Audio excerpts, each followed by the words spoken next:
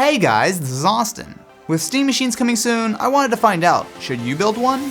Unlike a normal PC that runs Windows, a Steam machine is based on SteamOS, a custom version of Linux by Valve that's built around big picture mode. SteamOS is totally free and easy to install. You can download it from the Steam site, throw it on a bootable USB drive, and it takes care of the rest. I installed SteamOS on the Fermion, which is outfitted with a Core i3, 8GB of RAM, a GTX 750 Ti, and a 250GB SSD. The system requirements aren't too bad. Basically any computer from the last few years should be able to handle it. While SteamOS is still in beta, it's miles better than it was the last time I tried it back in 2013.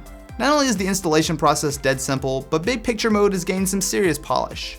You can navigate the interface with the Steam controller, which will be included with the official Steam machines, but it also works with gamepads like the PS4 controller, along with a mouse and keyboard. It's nicely designed for use on a TV, but you're still mostly limited to gaming. There is a web browser, which is a lot better with a mouse and keyboard, but you're mostly going to be inside the Steam store and your games. The good news is, since SteamOS is based on Linux, you're not locked down to big picture mode. Jump into the settings and you can enable access to the Linux desktop. From here you can get into the terminal and go crazy, but for entertainment like watching video, it's nowhere near as easy as just grabbing the YouTube or Netflix apps on a console.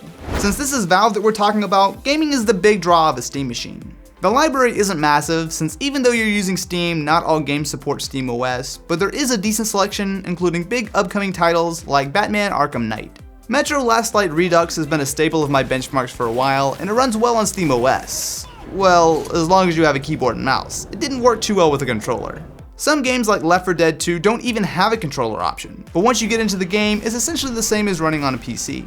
Trying a newer game like Borderlands the pre-sequel had no issues at all with the PS4 controller and ran surprisingly well. This is definitely one of the most polished SteamOS releases I've tried. Dying Light is available, and while it might not look quite as nice as on a higher end PC running Windows, it's still a solid experience.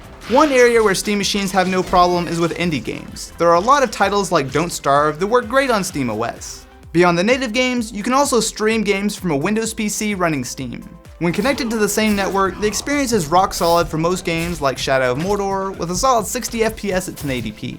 You will notice some compression artifacts, especially in fine detail like text, but the latency is almost good enough to play twitchy games like CSGO. Well, almost. So should you build a Steam machine? Considering it's free and supports a decent selection of games, it's really not bad, but there's no doubt that Windows is still the way to go if you're serious about PC gaming. So what do you guys think about SteamOS? Let me know in the comments below, and if you want to see a video on one of the official Steam machines when they come out, definitely be sure to subscribe to the channel. Anyway guys, thank you so much for watching, and I will catch you in the next one.